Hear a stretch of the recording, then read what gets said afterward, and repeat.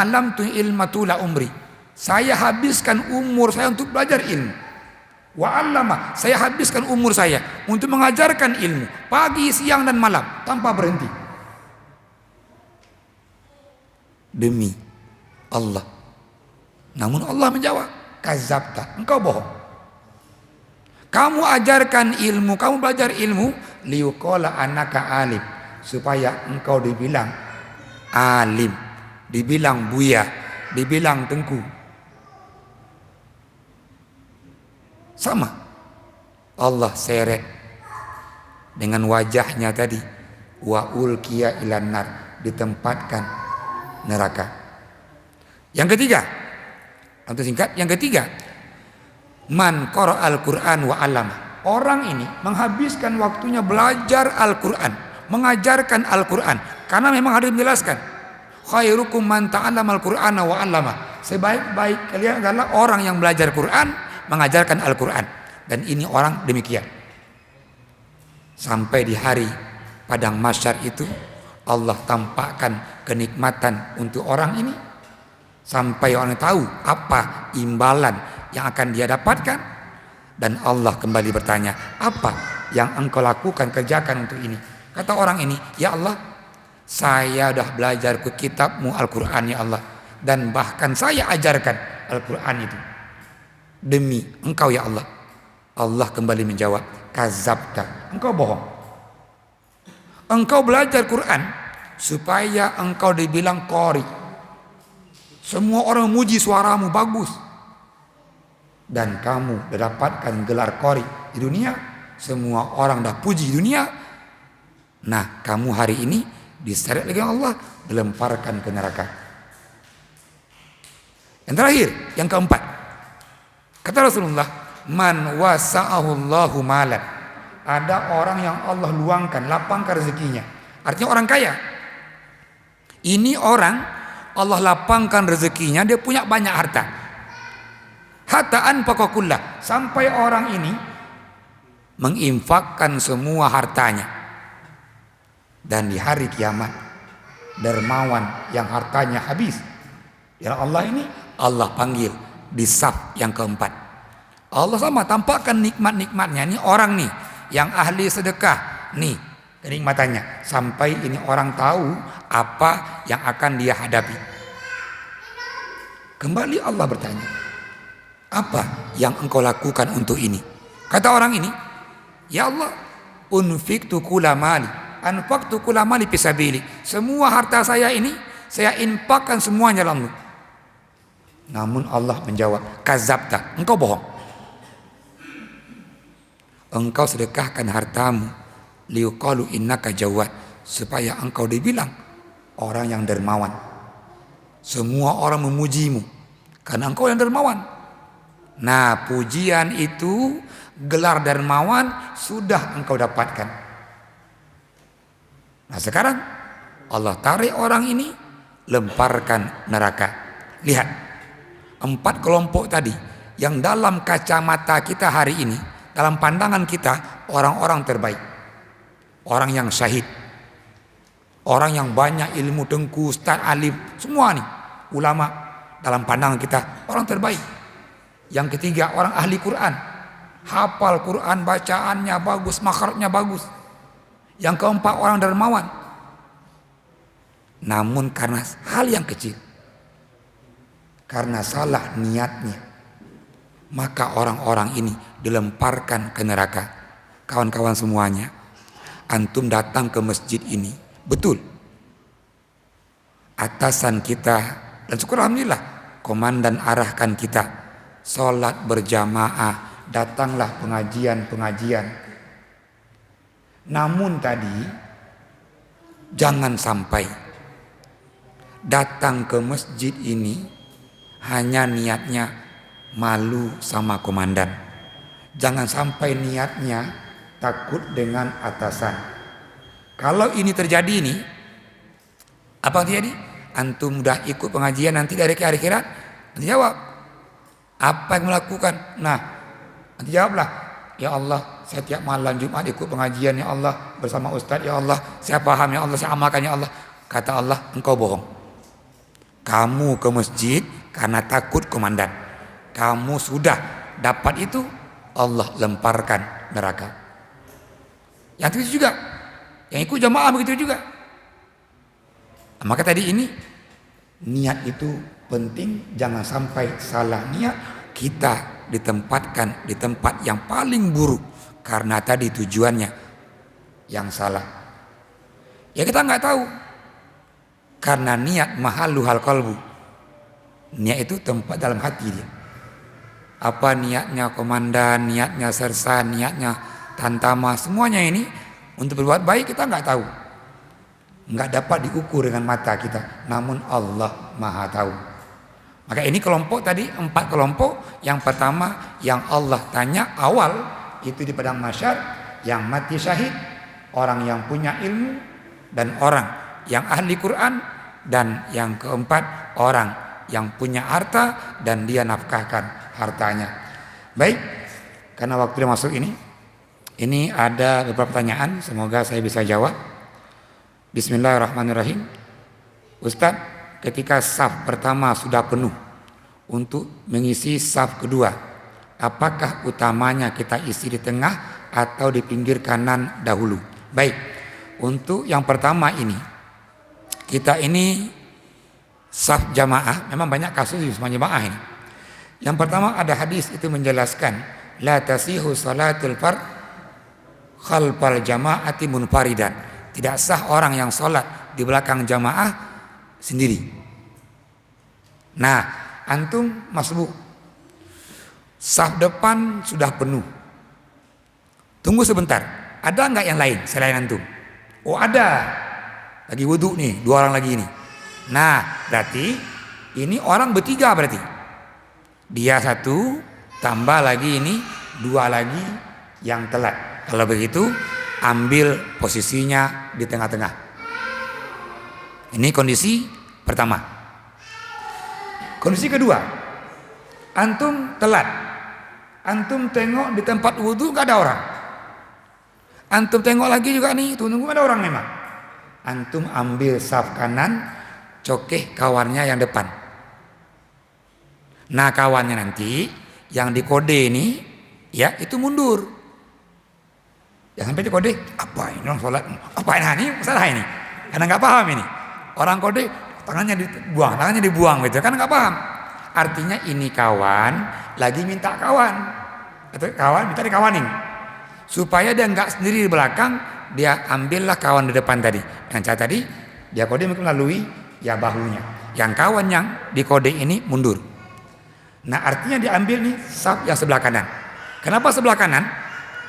Kalau dia ambil saf yang tengah-tengah, akan merusak saf yang terpenuh itu. Yang ini geser lagi, sampai ujung itu bergeser. Diambil sebelah kanan tadi, cuma 1 bergeser. Orang yang ditunjuk itu mundur ke belakang. Maka diisi dia di sebelah kanan. Dan imam, ini maaf kemarin sepengajian mana kemarin? Di Masjid Baitul Iman di Ketapang. Itu pertanyaannya, Ustadz imam nanya nih, saya udah bilang nih sama jamaah saya, luruskan saf rapat dan rapi. Nah kan? Namun jamaah saya Ustadz mengisi banyak ini yang sebelah kanan, sehingga safnya itu berat sebelah, yang ini kosong, sana penuh. Nah pertanyaan imam ini, Ustadz apa yang saya lakukan? Yang pertama saya jawab, Pak Imam, tengku imam udah betul, luruskan saf rapat dan rapi. Namun tengku imam kurang 1 kata lagi, dan seimbang. Nah itu kita kan nih, luruskan saf rapi, rapat dan seimbang. Namun udah lakukan ini masih gak imbang juga.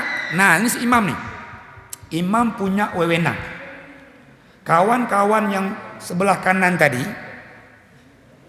minta untuk pindah ke sebelah kiri, namun gunakan bahasa yang santun, bahasa yang sopan. Maaf bapak yang sebelah kanan, bapak yang baju putih, baju coklat, untuk pindah ke sebelah kiri kita ini, biar safnya itu seimbang. Ini maaf, banyak orang kan pada awalnya mau pindah nih, namun karena bahasa tengku imamnya ini yang kasar nih, ujung pindah ujungnya. Karena kasar bahasanya. Yang belah deh, belah sana, pindah, kan singgung orang ini. Nah, gunakan dia bahasa yang sopan sampai safnya itu seimbang. Ini untuk yang pertama. Jadi tadi udah pilih kondisinya. Kalau masih ada juga tadi yang masbuk di belakang antum tunggu sejenak, ambil safnya tengah-tengah. Namun udah habis nih, antum orang yang terakhir yang datang, yang masbuk, antum boleh ambil sebelah kanan dengan cara tadi ambil kalau ada satu orang kawan di depan untuk mundur ke belakang. Nah, yang di depan mundur ke belakang, antum boleh ambil gerakan. Satu langkah ke belakang, tutup. Satu lagi, tutup. Ini cara kita mundur dari saf depan ke saf belakang. Atas selangkah dulu, tutup. Kayak kita mundur selangkah. Selangkah mundur. Nah, gitu kan? Jalan. Nah, satu tutup, mundur lagi. Nanti kawan ini sampingnya. Ini yang pertama. Ustaz, ketika kita masbuk, kemudian imamnya sudah salam. Kapan kita berdiri untuk lanjutkan rakaat yang sisanya?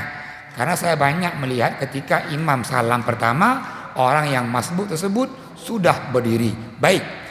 Dalam solat, apa itu solat? Aqwalun wa a'malun muftatahatun bitakbir wa muhtatamatun bitaslim.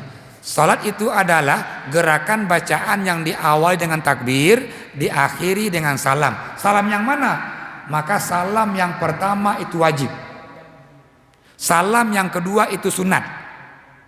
Apakah sah orang yang masbuk berdiri setelah imam salam pertama? Salatnya sah, namun diikuti oleh kebencian Allah dan Rasulnya. Kenapa benci Allah Rasulnya? Meninggalkan yang sunat. Maka tepatnya, sempurnanya, orang-orang yang masbuk ini tinggal satu rakaat misalnya, imamnya salam sekali, salam kedua kali, kita baru berdiri untuk melengkapi rakaat yang tinggal. Ini sempurnanya. Udah paham ya? Yang berdiri di salam pertama sah salatnya, namun diikuti oleh kebencian Allah dan Rasulnya. Namun yang bangkit setelah salam imam yang kedua, inilah orang yang sah jamaahnya dan sempurna jamaahnya dan tidak dibenci Allah dan Rasulnya. Baik, selanjutnya bismillah. Ustaz, doa orang tua itu kan mustajab. Iya, doa orang tua itu dia tanpa hijab dan bahkan menembus langit. Ya, bagaimana jikalau orang tua tersebut lagi terjerat riba atau dosa lainnya? Hadis dari sahabat Abi Hurairah diriwayatkan oleh Imam Bukhari, annar rajula yutilu safar. Kata Rasulullah, ada orang yang udah jauh perjalanannya, akbar, orang ini udah kumuh pakaiannya sampai rambutnya itu kotor. Warafa ayadaihi ila sama, dia angkat tangannya ke langit. Ya Rabb, lantas orang ini menyebutkan nama-nama Allah. Ini adab kita berdoa. Maka di antara doa yang mustajab adalah orang yang musafir. Adab orang berdoa, dia angkat tangan. Adab orang berdoa, dia manggil nama-nama Allah. Ya Allah, ya Razak, ya Karim, semuanya. Nah, ini orang sudah amalkan. Dalam kajian fikih, berarti ini orang akan cepat Allah kabulkan doanya. Namun kata Rasulullah, guziya bil haram, malbasahu haram, mat'amahu haram. Sementara pakaian dia haram, makanan-makanan haram, dia tumbuh dari haram. Fa aina yustajaba lahu da'wah. Enggak mungkin Allah kabulkan doa itu. Nanti dalam kajian fikih, Pak, betul, sah itu dia lengkap syarat, lengkap rukun. Namun ini belum jaminan diterima oleh Allah. Ada nanti istilahnya dia mani. Apa mani? Terhalang dia. Kayak tadi, orang ini udah sempurna ini. Karena makanannya haram, pakaiannya haram, tumbuh dari yang haram, doanya Allah enggak kabulkan. Dan bahkan kata sahabat Ibnu Abbas radhiyallahu, karena kunci salat itu adalah doa. Kata beliau, la yaqbalu salata mri'in fi jawfihi syai'un min haram. Allah enggak terima sholat seseorang dalam tubuhnya itu ada yang haram. Rukunnya lengkap, syarat sempurna, namun ini banyak yang haram-haram. Kata Ibnu Abbas, enggak terima. Nah, kembali ke ibu tadi. Betul, doa ibu mustajab tanpa hijab. Namun tak kala ibu ini ahli maksiat, jangankan untuk orang lain, untuk dia aja berdoa enggak dikabulkan. Bagi orang lain. Termasuk sebaliknya, doa anak untuk orang tua itu pun juga mustajab. Ketika ini anak ahli maksiat, doa untuk orang tuanya sampai tidak. Jangankan untuk orang tua dia, untuk dia aja Allah nggak kabulkan. Orang tuanya. Kenapa? Ada mani, ada penghalangnya. Contoh ya. Salah satun la tarfa'allahu salatum ala ru'usim siburan. 3 golongan ini orang yang sholat dan sholatnya Allah nggak terima. Apakah karena kurang rukun? Tidak. Lengkap rukunnya, lengkap syaratnya. Yang pertama kata Rasulullah, rajulun amma kauman walahum karihun.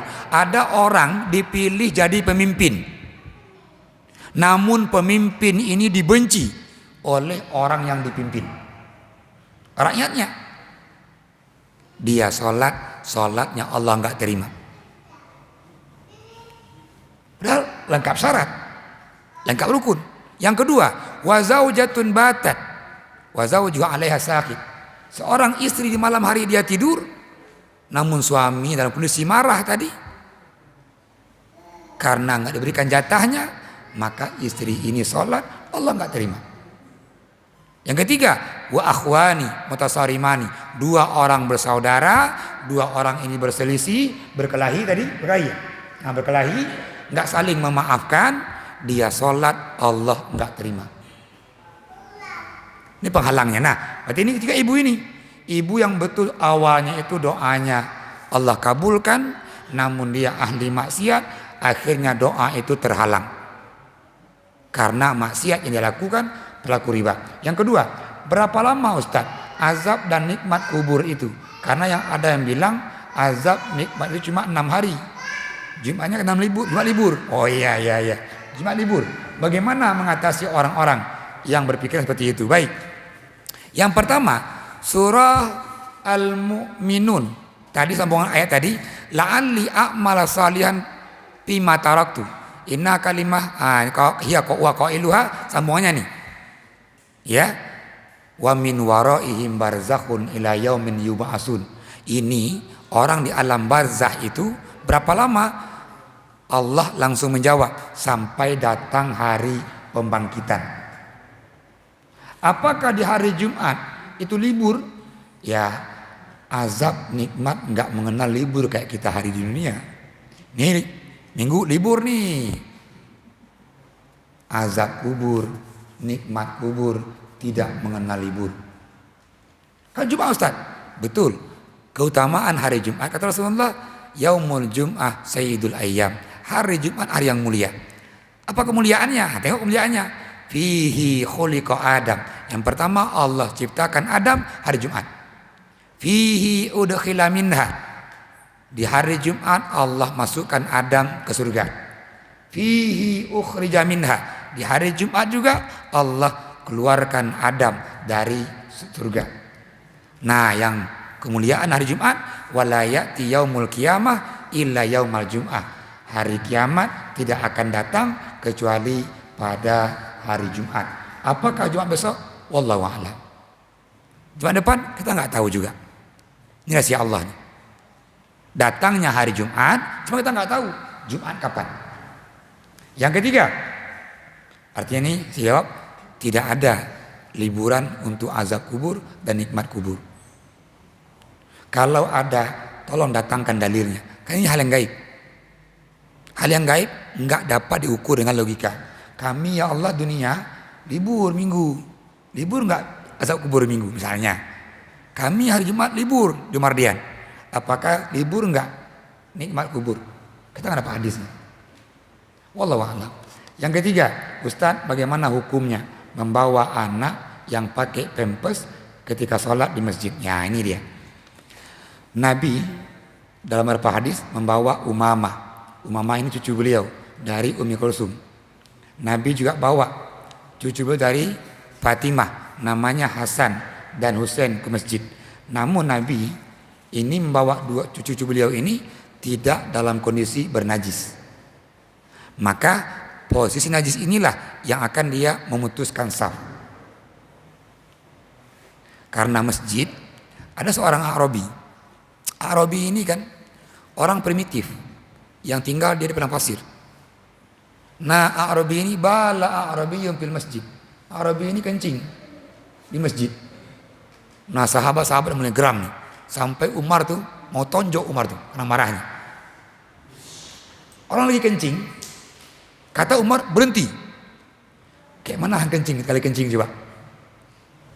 Kata Rasulullah, biarkan. Tengok akhlak Nabi. Arabi itu Nabi nggak larang, sahabat larang semua nih. Tahan kencingmu. Kayaknya menahan kencing dia. Ya kan? Nabi katakan, biarkan. Nah, selesai Arabi ini kencing, Rasul panggil. Inna hazal masjid la tasluhu fiha illa at-tasbih as-salatu wa qiraatul Quran. Ini tempat sholat. Tempat sholat ini nggak boleh kecuali untuk sholat, untuk ngaji, dan masjid ini untuk berzikir. Nabi nggak jelaskan nih, Kang Asep untuk marawis, nggak jelaskan nih, drum band, nggak jelaskan nih, latihan silat, nggak jelaskan ini. Kata Nabi, masjid ini yang pertama untuk zikir, sholat, zikir, mana dia orang berzikir, nggak boleh halaqah kayak tadi, ini zikir nih, namanya nih. Nah yang ketiga tadi ini untuk baca Quran. Nah, Nabi tegur sahabat ini. Sampai Nabi perintahkan sahabat ambil air, siram subuh. Siram najis itu. Nah, pampers dipakai di rumah betul, bersih dia. Nah, ketika anak ini lari sana kayak ini, lari sini, kayak kencing dia. Udah kena pampers itu yang najis. Nabi melarang kita. Ketika Nabi ajarkan Arabi ini bahwa masjid itu tempat sholat, tempat zikir, dan tempat baca Quran, dan dia mesti suci. Maka ini kawan-kawan yang punya anak, syukurilah, ini nikmat Allah bahwa ini anak nanti, kata Rasulullah, yang pertama ilmu yang diajarkan, di antara ini amalan yang terus mengiringi kita kehidupan dunia, kehidupan di alam barzah, termasuk di padang mahsyar. Nah, ini amalan nih yang selalu mengiringi kita, mendampingi kita ini. Yang pertama tadi ilmu yang diajarkan, yang dikembangkan. Yang kedua, anak yang soleh. Antum didik anak antum dunia ini, antum dapatkan kemuliaan dari Allah. Antum meninggal punya anak yang soleh, Allah berikan kemuliaan lagi. Doa anak-anak yang soleh ini melapangkan kuburnya. Antum punya anak lagi di padang mahsyar, permohonan anak ini Allah kabulkan. Maka tadinya punya anak, didik baik-baik tadi.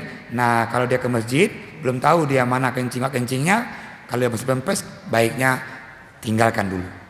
Ya, terima kasih. Sudah waktunya. Mohon maaf atas kekurangan. Dan saya